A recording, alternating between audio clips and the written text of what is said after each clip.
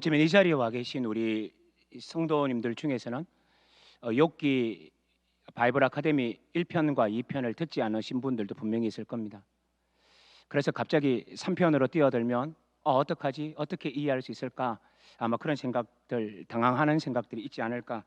그 생각을 해봅니다. 그래서 아주 짧게 한 2, 3분 내에 첫째 날과 둘째 날에 무슨 얘기를 했는지를 말씀을 드리려고 합니다. 지금까지 봤던 내용은요, 크게 두 가지입니다. 첫 번째는 뭐냐면 1장과 2장을 통하여서 욥이 어떤 사람이었는지를 우리가 깊게 살펴보았었습니다. 욥은 어떤 사람인가요? 한마디로 얘기하면 이렇게 얘기할 수 있습니다. 하나님을 지극히 사랑해서 하나님과의 관계가 깊었고, 자기 자신을 잘 돌보아 언제나 경건 속에 살았을 뿐만 아니라 자기 주변에 있는 모든 사람들에게 아름다운 삶의 모범을 보였던 사람이다. 그래서 그 사람은 정말로 완전한 이상향의 사람이었다라는 것들을 우리가 둘러봤었습니다. 그런데 문제가 생겼죠. 사단과 하나님 사이에 어떤 내기가 있었던 겁니다. 사단이 이렇게 말하죠. 욥이 저렇게 하나님을 섬기는 이유가 있는데 그것은 다른 게 아니라 하나님께 뭔가를 많이 받으니까, 다시 말해서 하나님께 뭔가를 얻으려고 하나님을 섬기는 겁니다 라고 이야기를 합니다. 그때 하나님은 이렇게 말하죠. 아니다. 욥은 나에게 무엇을 받았기 때문에 나를 섬기는 게 아니라 나 자신을 사랑한다. 다시 말하면 욥은 하나님 자체를 사랑하신다라고 그렇게 인정을 해줍니다. 그래서 사단과 욥 사이에 내기가 생겼고, 그 사이 속에서 욥이 큰 고통을 당하는 것이 1장과 2장의 내용입니다. 어떤 일이 생겼죠? 모든 재산을 잃어버립니다. 어떤 일이 생겼죠? 모든 자녀들이 죽습니다. 어떤 일이 생겼죠? 아내가 이렇게 말을 합니다. 차라리 하나님께 모든 얘기를 다 하고 저주하고 죽어버려라 라고 말하면서 독수를 퍼붓게 됩니다. 어떤 일이 생겼죠? 그리고 온몸에 피부병이 극심해서 기아 조각으로 자신의 피부를 끓고 있는 사람으로 전락했습니다. 그러니 욥에게 어떤 일이 생겼다고요? 우리는 크게 이렇게 말할 수 있습니다. 재산을 잃었습니다. 자녀를 잃었습니다. 그리고 아내도 잃은 것처럼 보입니다. 그리고 또 한 가지는 건강마저 잃었습니다. 그래서 그는 한탄하기 시작합니다. 하나님 앞에서. 그게 이제 한탄하는 내용이 어디 나오냐? 3장부터 27장까지의 내용입니다. 그게 어제 봤던 내용입니다. 여기에서 새 친구가 먼저 얘기를 하죠. 욥에게, 욥, 네가 이렇게 된 건 네가 죄를 지었기 때문이다. 이 친구들이 하는 얘기의 첫 번째가 뭐냐? 넌 죄를 지었다. 두 번째, 그래서 하나님이 심판했다. 그래서 세 번째, 네가 회개하면, 네 번째, 네가 다시 복을 회복하게 될 것이다. 이렇게 얘기를 합니다. 그러니까 친구들의 전제는 뭐냐면, 욥, 네가 죄를 많이 지어서 그렇다. 이렇게 얘기를 합니다. 그런데 욥의 그들에 대한 친구들의 그 말에 대해서 응답을 하는데, 그 중에 중요한 하나가 뭐냐면, 난 죄 짓지 않았다. 나는 하나님 모시기에 의로운 삶을 살았다. 결단코 나의 이 힘겨움은 나의 죄 때문이 아니다 라고 강변하기 시작합니다. 그러면서 그는 좀 더 덧붙여지요. 그런데 하나님이 죄 없는 나를 이 고난 가운데 집어넣으셨는데, 더더구나 하나님은 마치 내게 대적자처럼, 하나님이 나를 원수처럼 여기는 것처럼 나를 코너로 몰아붙였다. 하나님이 지금 내 앞에만 있으면 내가 말도 하고 나의 억울함도 해소할 터인데, 더 중요한 것은 하나님은 나의 삶에서 흔적도 없이 감추어진 분처럼 느껴진다. 이런 얘기를 합니다. 그 얘기를 우리가 어제 보았더랬습니다. 그뿐만 아니라 욥은 또 이렇게 얘기하죠. 그런 얘기를 하는 가운데 욥은 서서히 고통 가운데 뭔가를 또 하나씩 조금씩 깨달아가기 시작합니다. 그게 뭐죠? 고난 너머에 또 다른 목적이 있지 않을까? 두 번째는 사람이 죽으면 가는 그 하늘나라 내세간에 대한 명확한 인식이 생깁니다. 그뿐만 아니라 우리 인간을 향하여 중보하는 중보자가 있음에 대한 생각도 깊어집니다. 그게 우리가 어제까지 봤던 내용입니다. 그런데도 불구하고 예전에 새 친구가 괴롭힌 것들이 너무 많아서 이제 오늘 우리가 보는 28장, 29장, 30장, 이 31장 이 넉 장에 걸쳐서 나오는 내용은 뭐냐? 이제 욥이 자신이 하나님 앞에 마지막으로 호소하고 자기가 죄 없음을 호소하고 있는 그 장면으로 이해하시면 됩니다. 그래서 오늘 제목은 욥의 독백, 자신의 의로움을 말하는 독백이라고 보시면 될 것입니다. 여러분, 그런데 오늘 28장을 우리가 다 읽지 않아서 그런데 우리가 28장을 다 읽지 않아서 그런데요. 이 28장을 읽다 보면 어떤 내용이 나오느냐 하면 갑자기 28장에서 욥이 지혜에 대해서 얘기하기 시작합니다. 지혜가 뭐냐? 지혜가 어떤 거냐? 이 얘기를 굉장히 많이 하기 시작합니다. 그래서 28장은 무슨 내용이냐면 지혜의 노래의 장이에요. 근데 여러분 이게 이상하지 않습니까? 여러분 강연에 나와 있는 것처럼 우리가 질문을 좀 던져봐야 됩니다. 인간이 지혜를 알 수 없다라는 이 분명한 이 명제는요 언제 생기느냐 하면 이 욥기에는 뒷부분에 나와요. 뒷부분에 38장 이후로 나옵니다. 다시 말하면 하나님이 현현했어야만 하나님이 하시는 게 뭐냐면 인간은 모든 지혜를 알 수 없다라고 그때 가르쳐요. 그런데 이 지혜에 대한 노래가 바로 앞에 나오니까 많은 학자들이 궁금해하는 겁니다. 이상하다. 이 지혜와 관련된 이런 내용은 뒷본문에 나오고 하나님이 하시는 말씀인데 왜 여기 앞에서 나왔을까 하고 생각을 하는 거죠. 그래서 많은 신학자들 가운데 어떤 신학자들은 이제 심지어 이렇게 생각하는 사람이 있습니다. 28장은 욥이 한 얘기가 아니고 우리가 봤던 것처럼 우리 둘째 날 들었던 분들은 아는 것처럼 친구들이 욥과 논쟁을 벌일 때 3번의 사이클을 거쳐서 논쟁을 한다 그랬죠? 맞아요? 그러니까 첫 번째, 두 번째 아비멜렉이란다. 왜 이러죠? 갑자기 이름 생각이 안 나네요. 큰일 났네요. 그러니까 친구 중에 첫 번째, 그리고 두 번째 빌닷, 그리고 세 번째 소발 이렇게 하면서 3명이 계속적으로 뭐랍니까? 논쟁을 하죠. 그러니까 1차 논쟁이 끝나면 2차 논쟁에 들어가서 또 세 친구가 똑같이 또 욥과 논쟁을 벌입니다. 그런데 세 번째로 가면 첫 번째와 두 번째는 세 번째 말을 하는데 세 번째 소발이라는 사람은 말을 하는 게 나타나지가 않아요. 그래서 어떤 신학자들은 말하기를 이 28장은 다른 사람이 한 얘기가 아니라 성경에는 그것이 명시되어 있지 않지만 28장은 어쩌면 소발이라는 세 번째 논쟁에서 그가 말하지 않았는데 그 말하지 않은 내용이 28장에 나왔을지도 모른다라고 조심스럽게 해석하는 사람들도 생겼어요.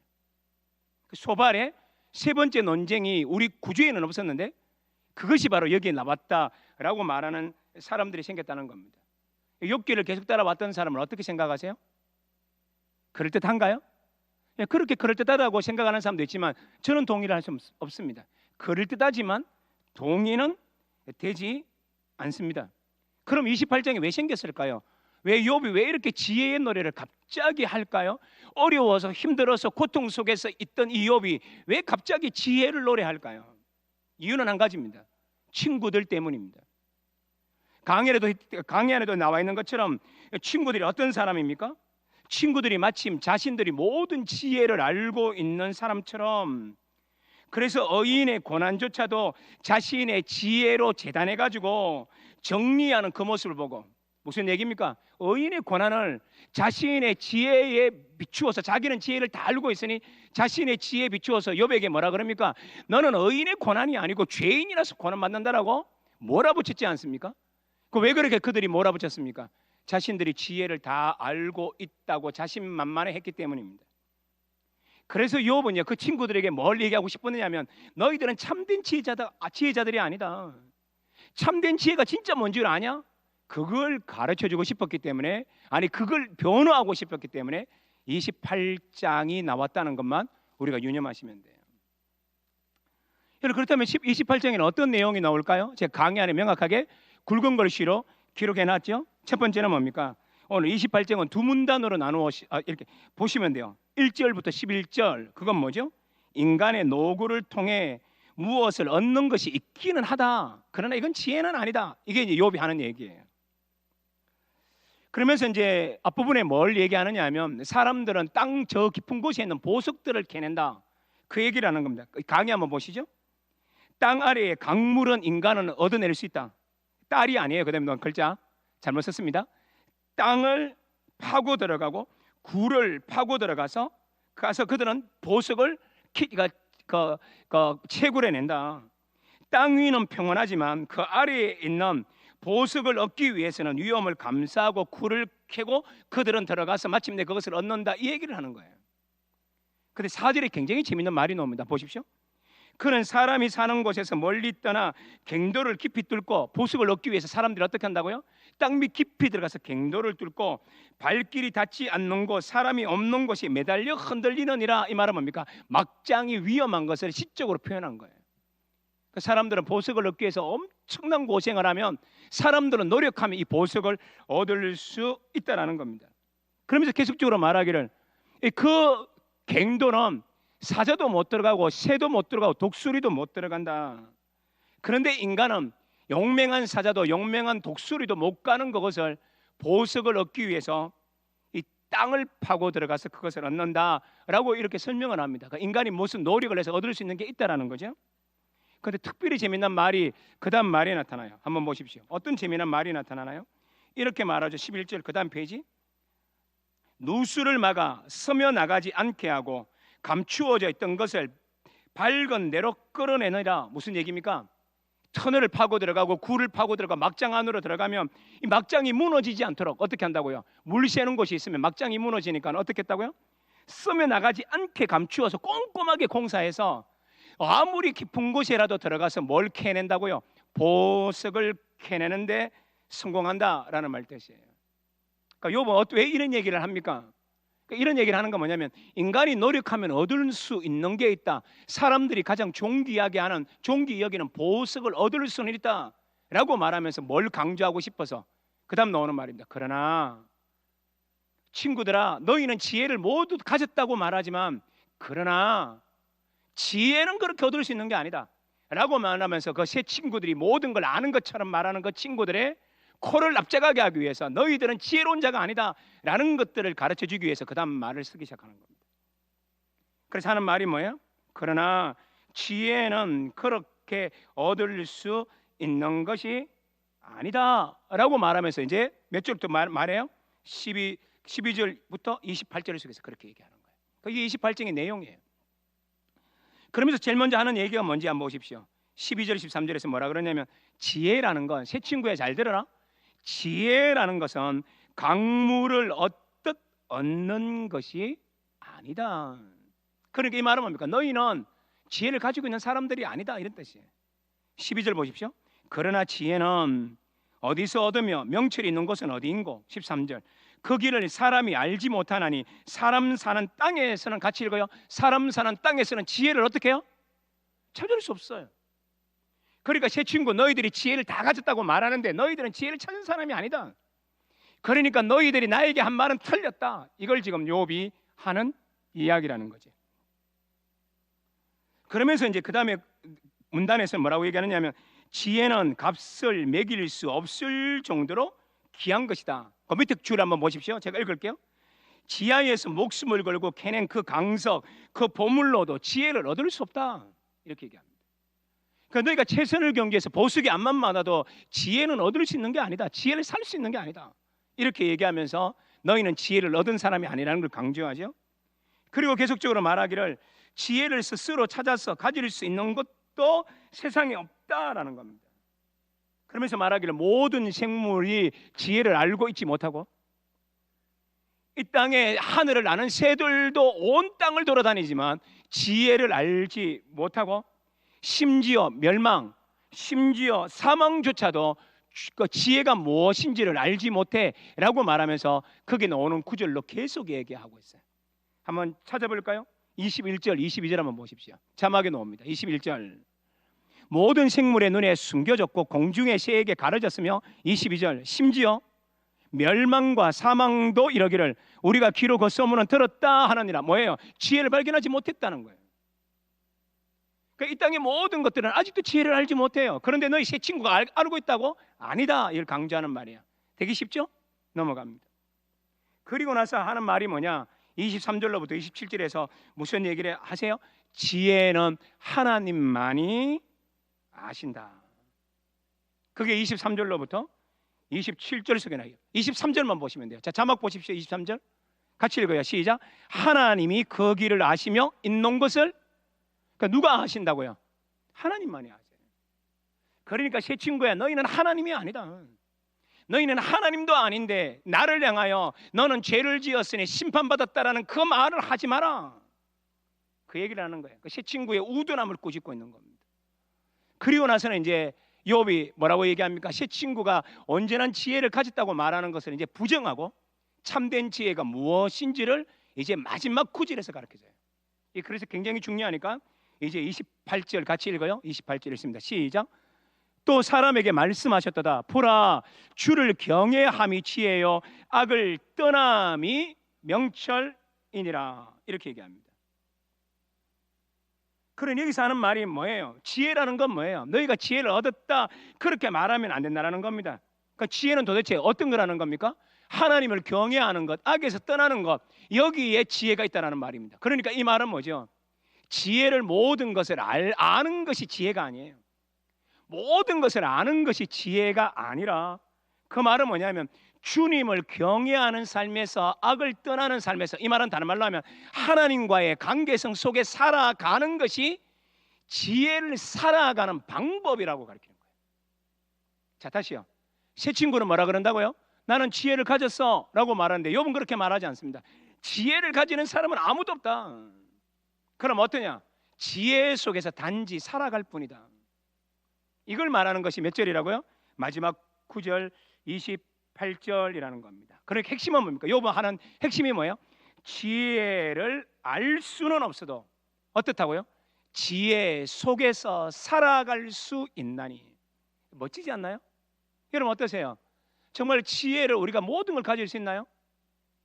제가 몇 년 전에요, 마지막 논문을 쓴다고 나름대로는 정말 열심히 공부했어요. 어떤 걸 잘라내야 되고 어떤 걸 집어넣어야 되고 어떤 것을 어떻게 분석하고, 이거는 뭐 남들은 저의 마지막 논문이 별것 아니라 말할지 모르겠지만 저는 다른 어떤 때보다도 열심으로 그 논문을 썼어요. 책을 엄청 읽었습니다. 정말 상상할 수 없을 만큼 읽었어요. 읽고 나서 논문을 딱 쓰고 나서요, 그리고 졸업식을 딱 하고 난 다음에 그 졸업식 한 그날 제가 느낀 게 뭔지 아세요? 그렇게 많이 책을 읽었는데 어떤 생각이 든 줄 아세요? 이 모든 과정이 끝나고 나니까 내가 하나를 깨달았다. 내 스스로 그렇게 했어요. 안다고 생각했는데 모르는 게 더 많네. 진짜 그런 생각이 들었어요. 책을 읽으면 읽을수록, 요즘도 엄청나게 읽어간다고 말씀드릴 수 있겠습니다. 그럼에도 불구하고 읽으면 읽을수록 모르겠어요. 즉 이 말은 뭐냐면 지혜를 모두가 가질 수는 없어요. 그럼 우리 어떻게 살아야 할까요? 그냥 지혜를 다 가지는 게 아니라 그냥 지혜 속에서 살면 돼요. 그러면 지혜 속에 사는 게 성경은 뭐라고 우리들에게 이야기합니까? 우리 여러분에게 강의안을 여러분에게 드렸죠? 한번 읽어봅니다. 저 밑에 나오는 거 찾으셨죠? 무슨 얘기인가? 그럼 이 말이 정말 무슨 얘기인가? 제가 읽어볼게요. 지혜는 모든 것을 아는 것이 아니라 주님을 경외하며 살아가는 그 삶 속에서 모습을 드러내는 것이다. 즉 지혜는 관계라는 말이다. 주님을 경외하는 삶 말이다. 주님의 높음을 인지하고 자신의 연약함을 인지하고 그럼에도 불구하고 하나님이 자신을 사랑하고 품으며 자신을 상대로 여기시는 그런 관계 속에서 살아가는 것이 지혜의 삶이다. 말대로 이해하시겠죠? 그렇게 욥은 말하는 게 뭐냐면 우리는 모든 지혜를 가질 수 있는 존재가 아니라 모든 지혜를 가질 수 없기 때문에 정말 지혜로운 자는 어떤 사람이냐? 지혜 속에 살아가는 것이다 라고 우리에게 말해주고 있는 겁니다. 그걸 28절, 다시 28절 보십시오. 28절에서 뭐라 그랬나요? 자, 28절 보십시오. 사람에게 일렀을 때 뭐라 그래요? 보라, 주를 경외함이 지혜다. 경외함이 지혜다. 여러분, 경외한다는 말이 뭘까요? 무엇이 하나님을 경외하는 거예요?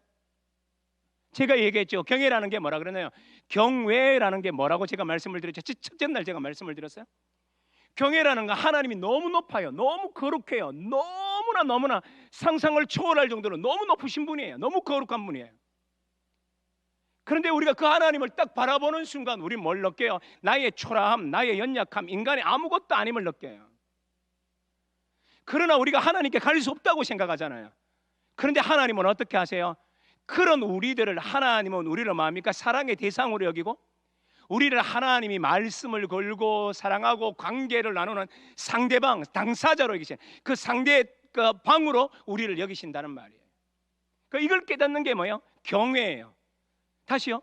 경외라는 하나님은 엄청 높으신 하나님이고 우리는 너무나 초라한 존재라서 하나님은 우리를 만나시도 안 되고 우리와 떨어져야 되고 우리를 별것 아닌 사로 여겨야 되는데 그러지 않고 어떻게 하신다고요?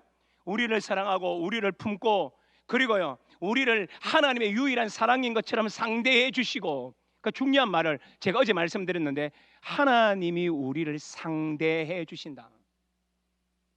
하나님이 우리를 귀히 여기시고 관계성 속에 두신다라는 것이라고 제가 누누이 강조했죠. 그러니까 이 경외라는 건 뭘 말해주느냐 하면 오늘 본문에서 욥이 우리에게 얘기해 주고 있는 게 뭐냐, 지혜는 다 할 수 있는 게 아니다. 우리가 명심하셔야 돼요. 우리는 지혜를 다 알 수 없어요. 예를 들면 책 몇 권 읽고 뭐 어느 정도 뭐 하고 난 다음에 마치 모든 것을 아는 것처럼 떠드시면 안 돼요.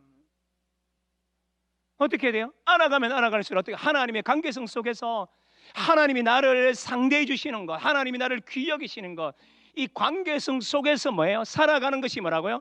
지혜예요. 여기까지 내용이 너무 쉽죠? 자, 그러면요, 여기까지 딱 읽고 나면, 성경을 읽고 나면 뭘 느끼시나요? 새 친구가 오라요? 욥이 오라요? 지금까지 공부 따라오신 분들은 누가 오라요? 당연히 욥이 옳죠. 왜? 욥은 뭐예요? 지혜의 중요한 걸 알았다고. 지혜는 뭐라고요? 관계예요. 누구와의 관계? 하나님과의 관계. 그 하나님은 나를 어떻게 하시는데요? 연약하고 부족해도, 심지어 연약하고 부족해도 어떻게 하신다고요? 우리를 상대해 주시고 우리를 사랑해 주시는 그 관계가 있다는 말이에요. 그러니까 하나님은 우리를 찾으실 때 어떻게 찾아요? 우리를 찾아 하나님의 의, 어제도 말씀드렸는데 하나님이 우리를 찾고 우리 하나님의 의는 어떻게 드러나냐? 우리를 정죄하는 의가 아니라 무슨 의라 그랬나요? 우리를 살리는 의. 그래서 욥은 말하기를 내가 아무리 어려운 속에 들어가도 내가 죄지어서 죄인이라서 징벌을 받았다라고 말하지 않아요. 왜요? 객관적인 죄가 드러난 게 없으니까. 아니, 객관적인 죄를 저지르지 않았으니까. 그럴 때는 죄의 결과라고 얘기하면 안 된다라는 거예요. 제가 어제 이런 말씀을 드렸죠. 빌닷이 했던 얘기가 이런 게 있잖아요. 욥에게 말하기를 욥 너 죄지었어. 그래서 하나님이 심판하셔서 그러니까 욥이 뭐라 그래요? 나 죄짓지 않았다. 나의 고난은 죄 때문에 온 게 아니다. 그런데 하나님이 나에게 고난을 내리셨다. 나도 그 이유를 모르겠다. 분명한 건 나는 죄짓지 않았다. 이렇게 얘기하니까 빌닷이 하는 말이 아니야, 너 죄지어서 너 죄지었기 때문에 하나님이 심판 내리신 거야. 이러니까 또 욥이 뭐라 그래요? 그러면 내가 무슨 죄를 지었는지 말해라 말. 이러니까요 엘리바스와 빌닷이 욥이 짓지도 않는 죄를 갖다가 지어내잖아요.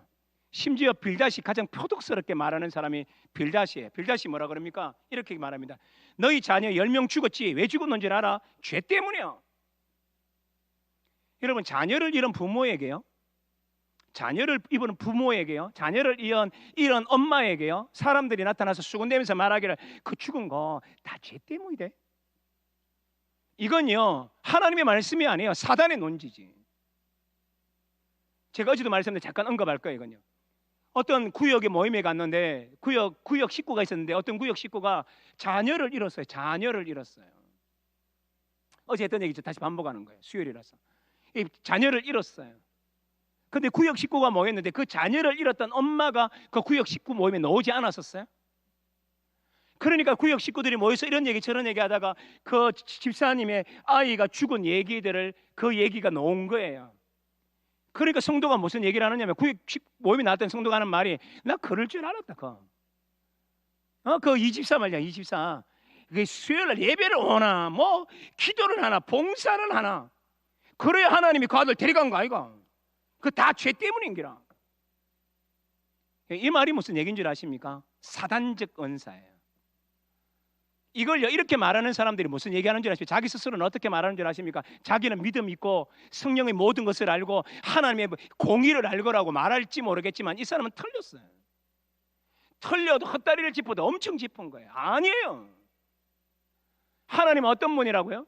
아까 얘기했죠. 우리와 관계를 맺는 분이에요. 우리를 상대하시는 분이에요. 하나님은 지극히 높으시고 우리는 어떤 존재인데요? 지극히 낮은 존재라도 우리와 관계하고 상대하시기 위해서 어떻게 성육신 하셨고 오셔서 죽으셨고 우리를 품으셨던 하나님, 이 하나님을 잊으면 안 돼요. 그런데 이 세 친구는 뭐라 그럽니까? 욥이 어떤 죄를 지었는지도 모르면서 뭐라 그래요? 욥이 저렇게 된 건 죄 때문이야, 죄 때문이야, 죄 때문이야. 욥이 죄가 너무 많아서 그래 라고 망발을 쓰슴치 않아서 누가 상처를 입어요? 욥이 상처를 입은 겁니다.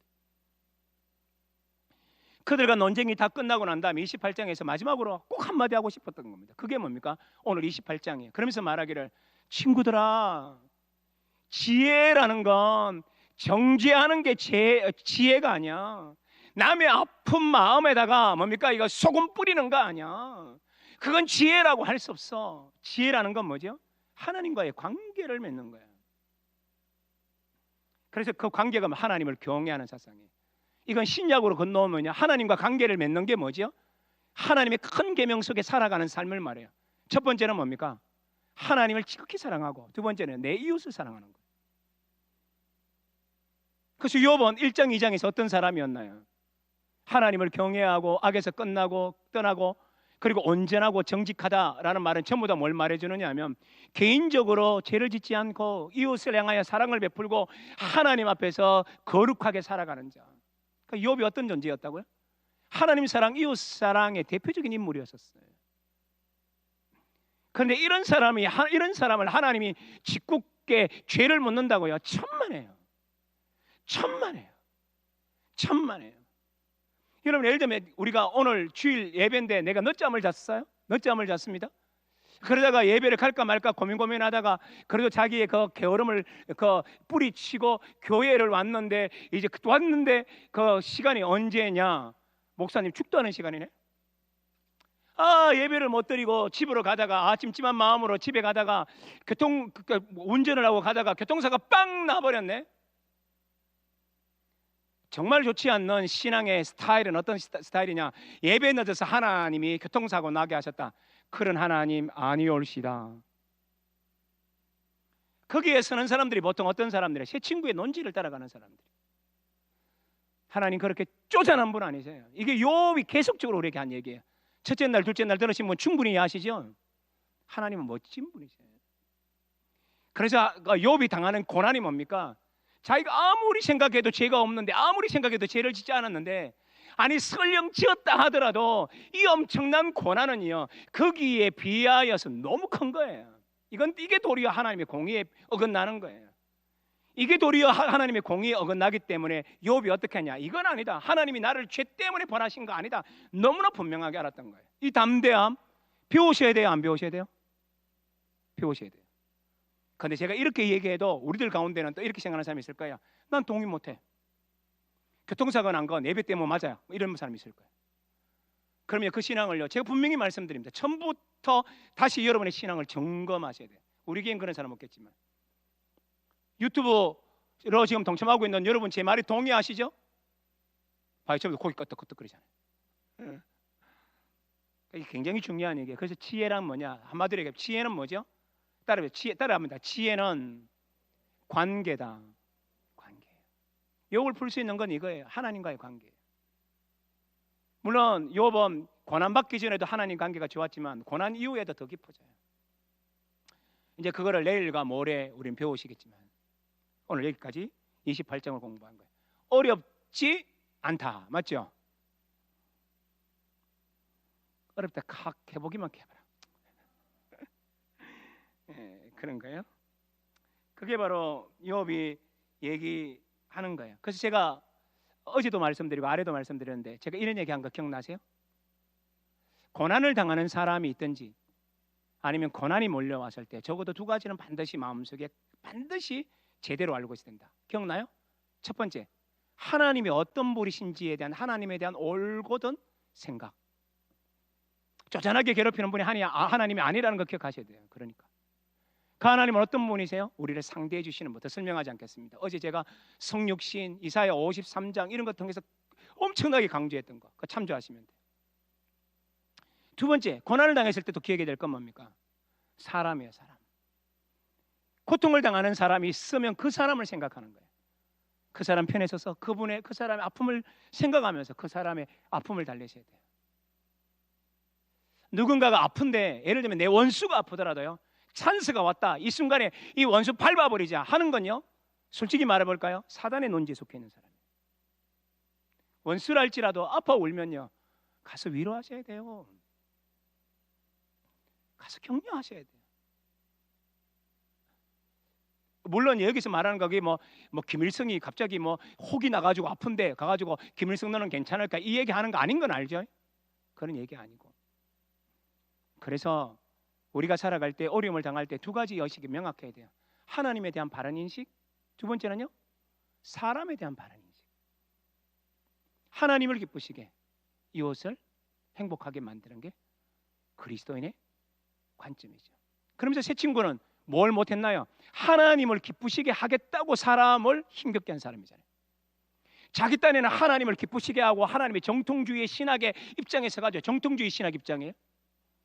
자기는 하나님의 원리 속에서 하나님의 전통에 의해서 하나님의 법칙에 대해서 하나님의 영광을 강조하다가 사람의 마음만 숱하게 아프게 하는 사람들을 이 땅에서 얼마나 많이 발견하는데요. 제가 헤아려 보니까 5,000명하고 12강조리가 넘어요. 그러면 안 돼요. 다시 들어옵니다. 한 번 더 따라합니다. 지혜는 관계다. 누구와 누구의 관계죠? 하나님과 사람에 대한 관계. 그래서 이걸 누가 그래 살아왔냐? 욥이 왔었어요. 새 친구가 아니에요. 그걸 이제 28장에서 얘기한 거예요. 그 다음에 29장, 30장, 31장. 목사님 이제 20분밖에 안 남았는데 그거 다 할 수 있나요? 해보려고 그래요.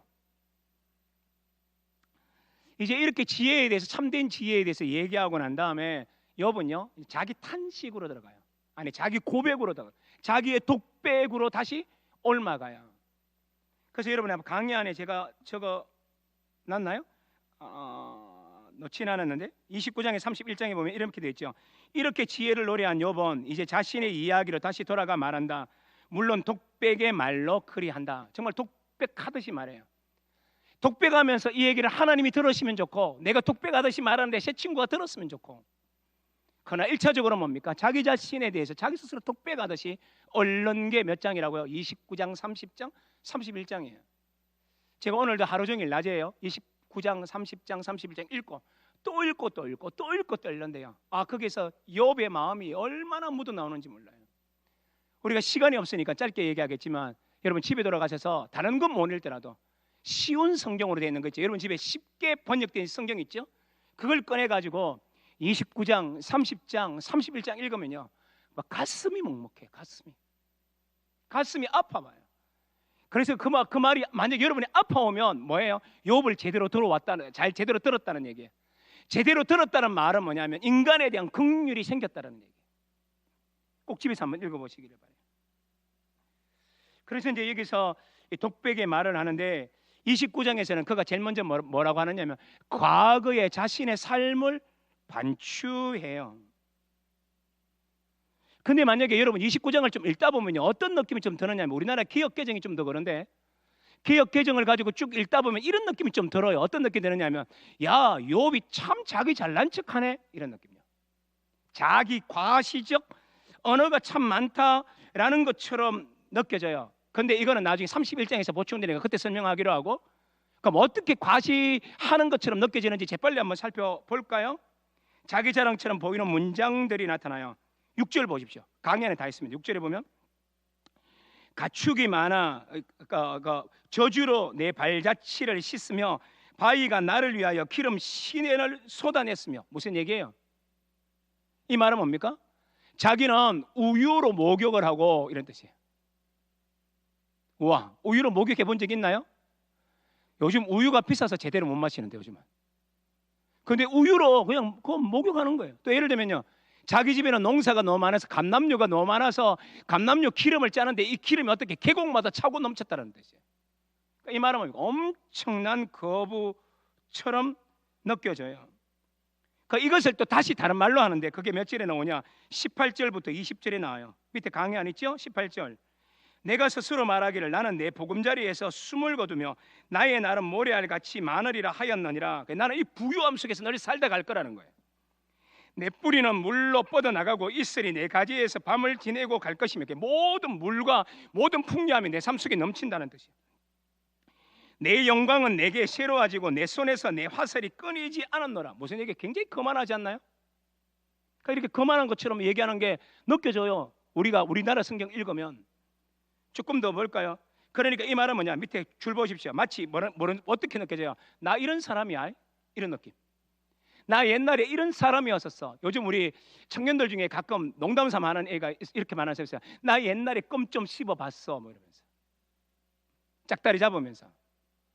그런 의미가 이렇게 좀 느껴지지 않나요? 저는 굉장히 느껴졌었어요. 우리나라 개혁 개정을 통해서. 조금 더 뒷페이지 또 볼까요? 또 어떻게 느껴지느냐면 뒷페이지 다시 또 보시면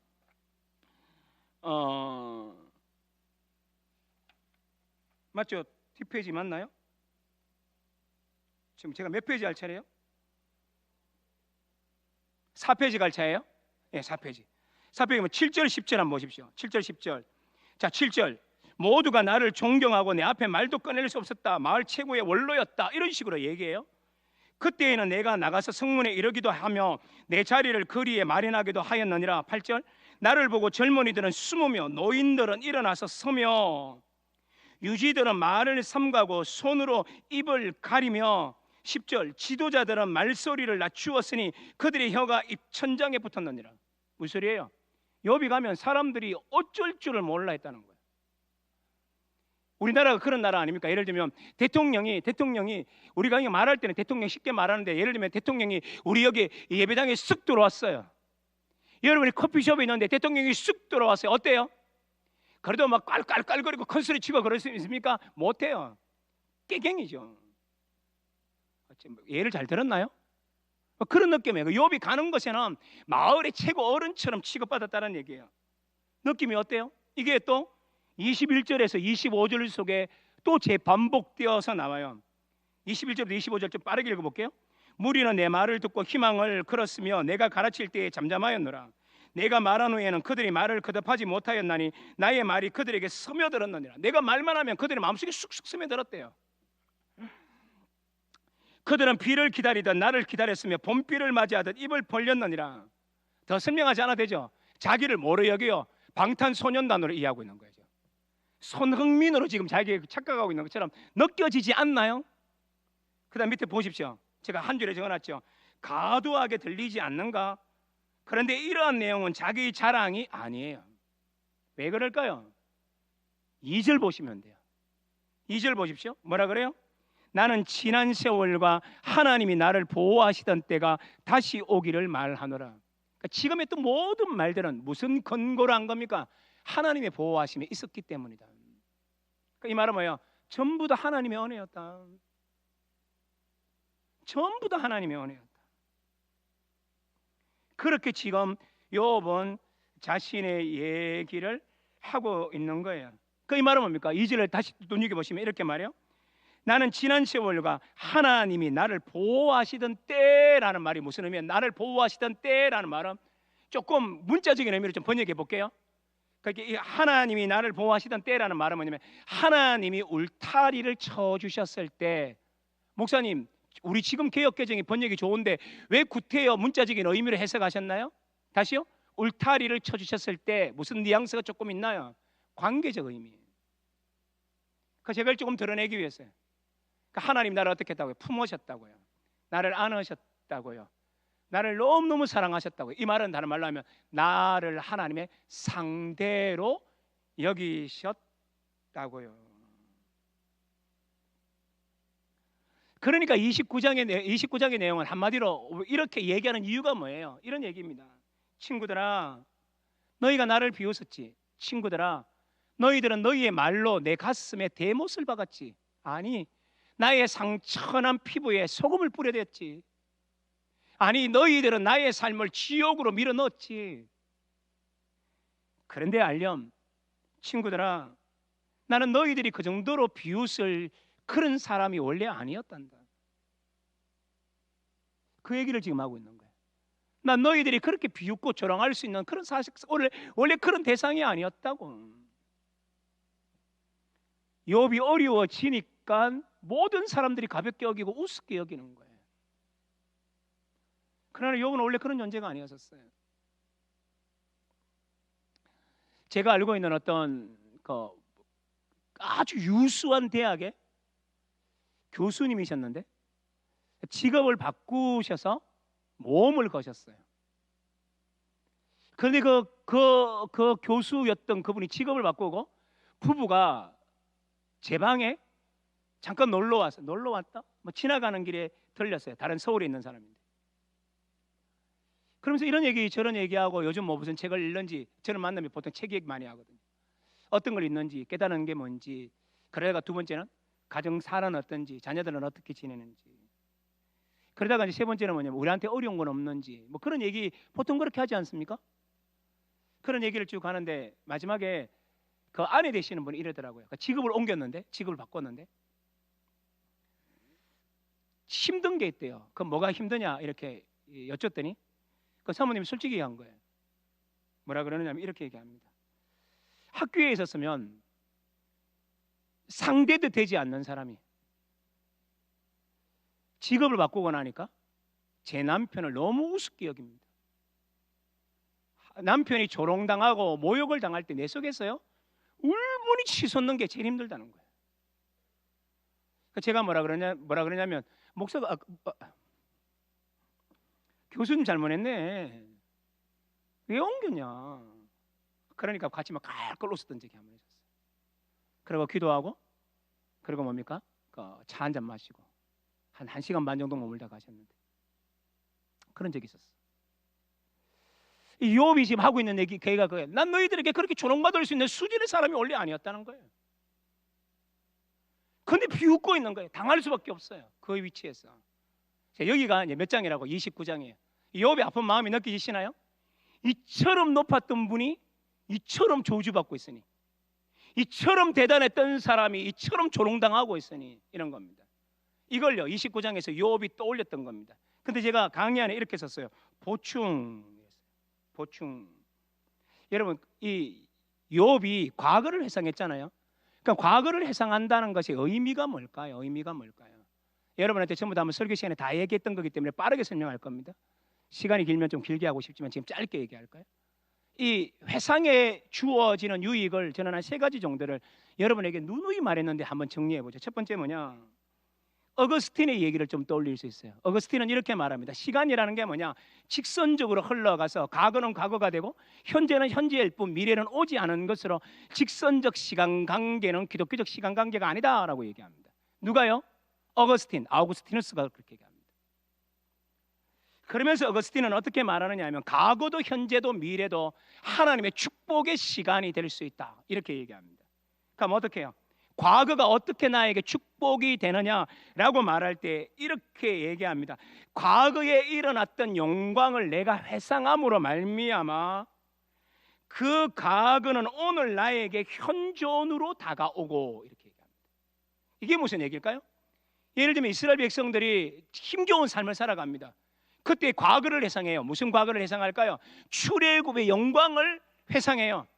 그러면 그 과거는 단순하게 과거의 사건이 되는 게 아니라 과거에 역사하셨던 하나님의 구원 사건을 오늘 내가 되새기고 그 하나님을 붙잡는 힘이 되게 새겨요. 그러면 과거의 하나님이 오늘로 다가오셔서 과거의 역사를 오늘 내 삶 속에 재현한다라고 얘기를 해요. 그래서 과거는 회상함으로 말미암아 과거는 오늘에 재현되어지고 이렇게 얘기합니다. 어거스틴은. 그 다음에 또 중요한 것은 뭐냐면 미래는 뭐냐? 미래는 어떻게 되냐라고 했을 때 미래는 또 어떻게 하나님이 이런 놀라운 하나님이 장래에 어떻게 하실 것인지에 대한 미래를 바라봄으로 말미암아 하나님의 모든 미래의 기대가 나의 삶으로 다가온다는 겁니다. 그래서 미래는 뭐냐? 기대함으로 말미암아 오늘의 내 것이 된다라고 얘기를 해요. 그럼 현재는요. 오늘 하나님이 나와 함께 있다라는 직관을 통하여서 하나님을 알 수 있다라고 얘기해요. 좀 어려운 말이지만 누누이 말했던 말이니까 쉽게 이해했을 거라고 생각해요. 그래서 어거스틴의 시간관 속에는 제가 성경의 어휘에서 이 말씀을 드렸죠. 시간관 속에는 어떤 내용이 내포되어 있느냐 하면 그러므로 우리는 오늘 과거를 얘기했으니까 과거로 돌아가면 과거를 기억한다는 건 단순하게 기억하는 게 아니에요. 아까 2절에서 봤잖아요. 하나님이 울타리를 두르시고 제가 이 관계적 용어로 바꿨죠. 무슨 얘기입니까? 하나님 날 이처럼 사랑하는 때가 근데 하나님과 나의 관계성 속에서 이루어진 거고 지금도 내 관계는 중단된 적이 없으니 그건 뭡니까? 그 과거가 나의 것으로 될 거라는 희망이 움트는 장으로 해석할 수 있다는 거죠. 두 번째, 이것을 조금만 더 우리에게 좀 적용을 하면 이스라엘 백성들이 미래를 향하여 현재를 위하여 잘 살 수 있는 비결이 뭐냐? 자신의 출발점을 잊지 않는 거예요. 이스라엘 백성들의 출발점은 뭡니까? 노예. 이스라엘 백성들의 출발점은 뭡니까? 애굽 땅에서 생명을 빼앗기는 노예, 고통, 절규하던 그들. 맞나요? 그래서 이스라엘은 과거의 출발점을 기억함으로 말미암아 얻는 유익은 뭡니까? 교만하지 않게 되는 것. 이게 과거에 대한 해상이에요. 저는 이 두 번째가 저한테는 교훈이 되는 말씀이에요. 나는 어떤 사람인가? 생각해보면 어떤 고난 속에서 감사할 수 있는 이유 중에 하나는 뭐냐? 불교 믿는 집안에 우리 엄마와 아버지가 전국에 있는 모든 사찰에 아들 하나 낳게 해달라고 공을 들여서 나왔다라고 굳게 믿었던 나.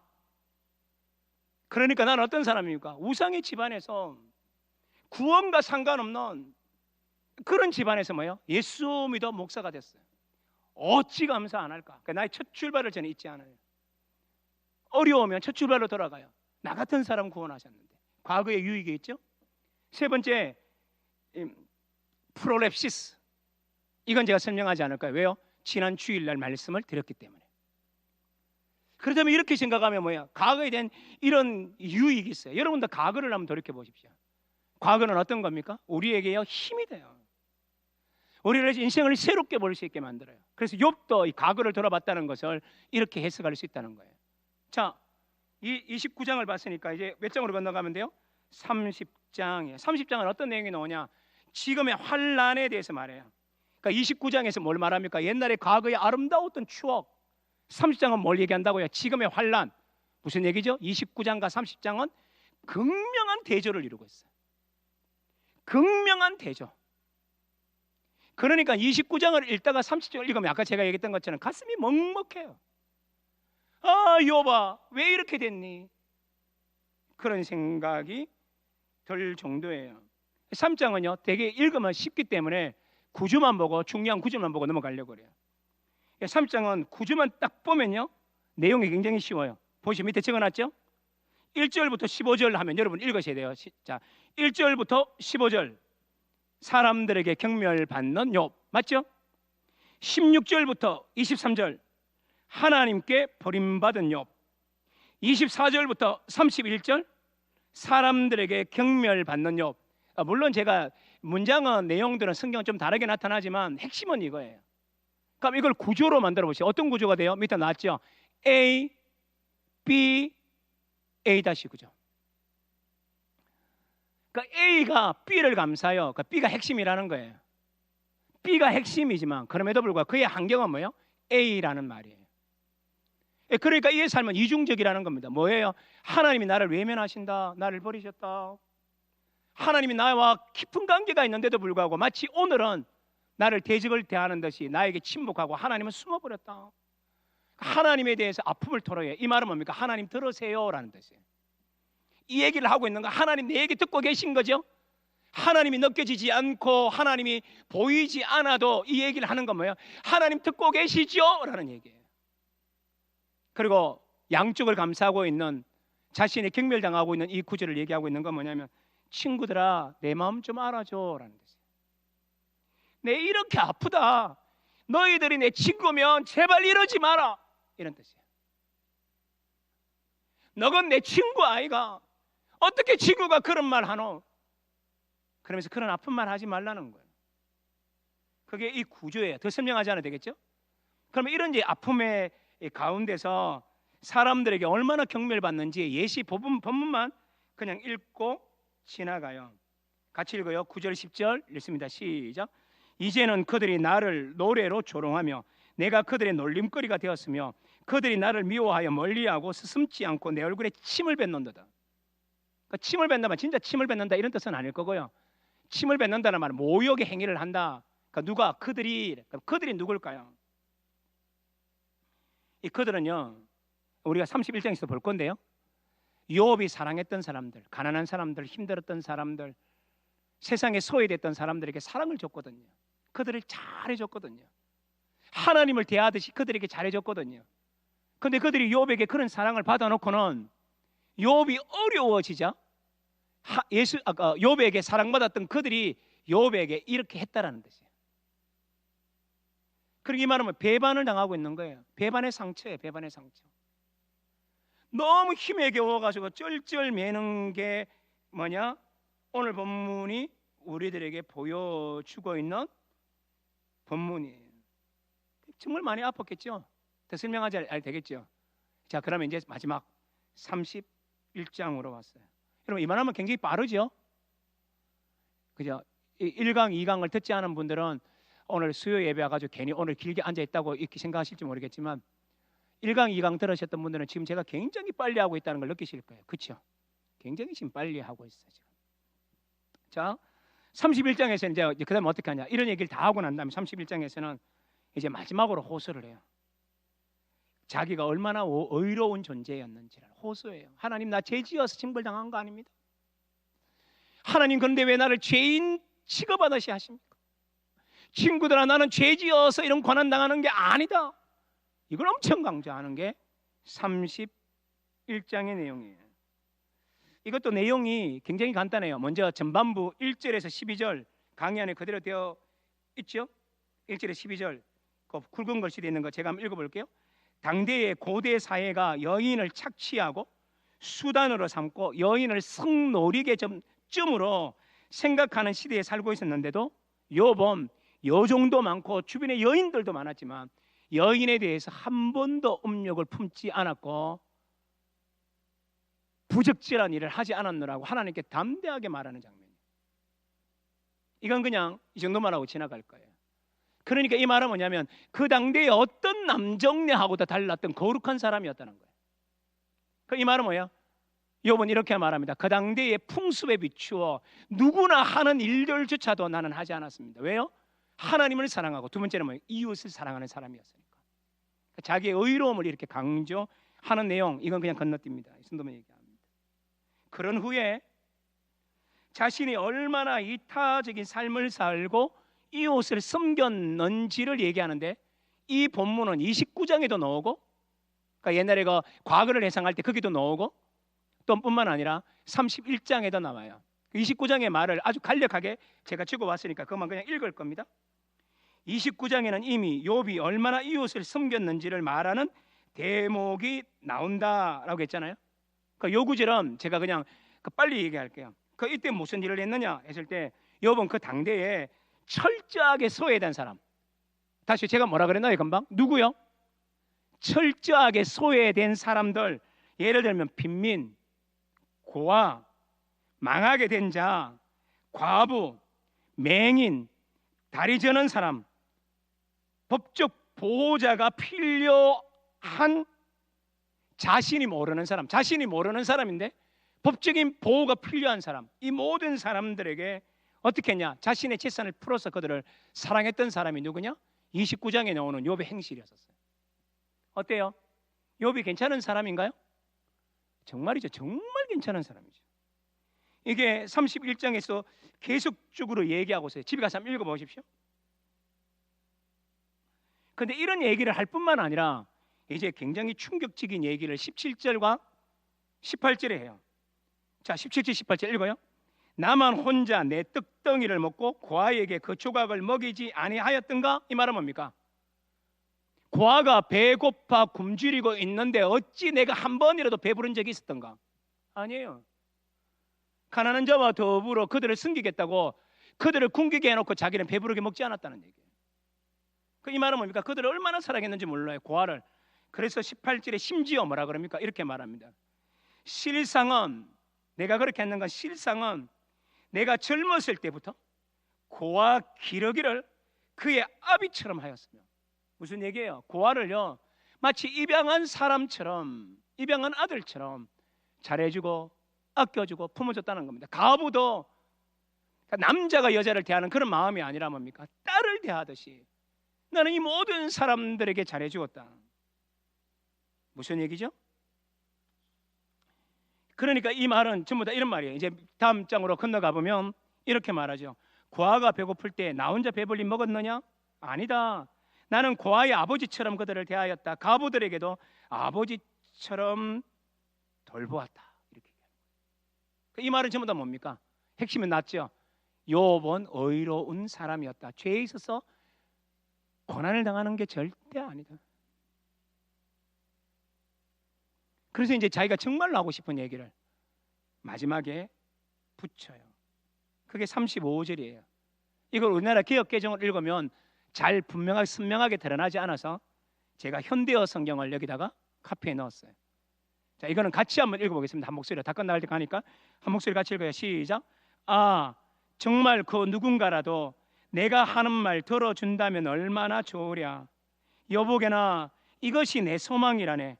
전능하신 하나님 대답해 주시기라도 한다면 얼마나 좋겠어. 차라리 내 원수가 쓴 고소장을 그분이 내게 들이밀기라도 한다면 좋겠네. 이 말은 뭡니까? 정말 네가 죄 지었다고 하면서 하나님이 고소장 써서 너는 이 죄 때문이다, 그래서 네가 이런 어려움을 당한다라고 써주기라도 하면 내가 이 고난을 달게 받겠는데, 그 핵심은 뭡니까? 나 그런 짓 하지 않았다는 거예요. 그래서 35절에 사는 말이 뭐냐면, 그대여 친구들이여 내가 죄 짓지 않았다는 걸 아시구려. 내가 받는 고난은 죄인이 받는 고난이 아니라 의인의 고난이요 좀 들으시게나 라고 외치는 절규예요. 그리고 이 말은 또 어떤 절규예요? 하나님 내 아픔의 기도를 들으소서라는 절규라는 거예요. 그래서 이 말을 한마디로 요약하면 밑에 줄, 나는 무죄하다, 정말이다, 하나님 앞에서 거룩한 삶을 살았다. 이게 욥이 하는 얘기예요. 멋지지 않나요? 욥은 의인인데도부터 고난을 받아요. 왜 고난을 당했을까요? 우리는 그 외에 대한 것들은 해답을 다 얻을 수는 없지만 이제 내일 목요일 날 이 욥기서 4번째를 통해서 이 모든 속 깊은 얘기를 이제 듣기 시작해요. 5일째까지 합쳐져서. 그러면서 욥이 이 부르짖던 고통이 어떻게 해결되는지를 이제 내일부터 구체적으로 풀어나가는 거죠. 이제 맺으면서 이렇게 말합니다. 그래서 오늘 나타나는 욥의 모든 이 독백, 욥의 독백은 뭐예요? 제가 여러분한테 늘 얘기했던 거, 1강 때 2강 때 누누이 강조했던 거, 욥의 짜아카예요. 욥의 짜아카. 짜아카는 우리 교회 성도님은 다 알잖아요. 짜아카가 뭐죠? 내가 길을 걸어가는데 어떤 강도가 나타났어요. 칼로요? 내 배를 찔렀어요. 내 옆구리를 찔렀어요. 칼이 내 몸 안으로 들어왔습니다. 어떻게 됩니까? 비명을 질러요. 아! 하는 이 아픔의 소통이 뭐냐? 소리가 뭐냐? 짜아카라는 단어예요. 욥은 거룩하게 살았어요. 정말로 거룩하게 살았습니다. 하나님과 모든 사람에게 거룩하게 살았어요. 그런데 그 평온한 삶에 이해할 수 없는 고난이 자기 몸속에 칼처럼 들어왔어요. 그래서 욥은 지금까지 이렇게 울부짖고 있는 겁니다. 특별히 오늘의 독백은 이런 짜아카의 고통의 소리를 바라면서 두 가지를 얘기하는 거죠. 짜아카의 의미가 뭐라 그랬나요? 고통 속에 있던 그 사람이 이렇게 부르짖는 거죠. 누구 나 좀 도와줄 리 없어 하고 외치는 겁니다. 죽어가면서 칼에 찔려 피를 흘려가면서 그런 외치는 겁니다. 누구 나 좀 도와줄 리 없어. 도와줄 리 있어야 돼, 없어야 돼? 있어야죠. 누구요? 새 친구요. 근데 새 친구는 도와주는 사람이 아니라 도리어 그 칼 위에 칼을 더 꼽는 사람으로 나타났어요. 하나님을 위한답시고 사람을 괴롭히는 사람, 전통을 지키겠다고 사람의 즐거움을 빼앗는 사람, 누굽니까? 새 친구야. 누구 나 좀 도와줄 리 없어 라는 절규예요. 그러니까 그것도 안 되니까 이제 누구한테 외쳐요? 그럼 하나님은요 어디 계신가요? 욥의 이름의 뜻이 뭐라 그랬다 그랬나요? 아카도어로 뭐라 그랬다 그랬죠? 고대 근동의 이름의 뜻이 뭐라 그랬나요? 욥, 하나님 어디 계세요? 라는 뜻이에요. 그러니까 욥이라는 인물 그 존재 자체가 하나님께 짝하라 외치는 겁니다. 뭐라고요? 하나님 어디 계세요? 그럼 하나님 어디 계세요? 이제 나 좀 돌봐줘요 라고 얘기하는 겁니다. 이제 우리는 내일 해결책이 연결되는 걸 보게 돼요. 이제 그 말을 우리 만날 겁니다. 자, 그렇다면 오늘 이 시간에 이 말씀을 들으면서 우리 마음속에 기억해야 될 게 있어요. 우리 주변에 짝하라고 외치는 사람 있나요? 어떤 시각으로 보실래요? 정죄하는 시각요? 아니요. 그가 울 때 함께 울어주는 마음요. 비록 내게 못했던 사람이라 할지라도 같이 울어주는 마음요. 그래서 그가 더 일어날 수 있게, 더 잘할 수 있게 격려하고 위로하고 복도도 주고 기도해 주는 삶. 이게 욥기가 우리들에게 가르쳐주고 있는 교훈 아닐까요? 또 나 자신에게 고난이 몰려왔다면 이 욥기는 우리에게 어떻게 말하나요? 하나님께 울부짖으라. 죄책감에 찌든 마음으로 울부짖지 말고 하나님이 나를 얼마나 사랑하시는가에 초점을 맞추어서 십자가에 죽기까지 나를 사랑하시는 주님이 나를 얼마나 위하실까를 생각하면서 하나님을 향하여 부르짖으라. 이것이 욥이 우리들에게 가르쳐주고 있는 얘기예요. 행여 우리 성도님들 가운데 고난이 있거들랑 힘겨움이 있거들랑 하나님께 외치십시오. 주님, 내가 외치오니 나를 붙잡아 주십시오라고. 그렇게 기도함으로 말미암아 욥의 이 말씀이 우리 삶 속에 교훈이 되고 또 남아있는 내일과 모레 속에 이 욥을 더 깊이 알아가는 여러분 되시기를 주님의 이름으로 축복합니다.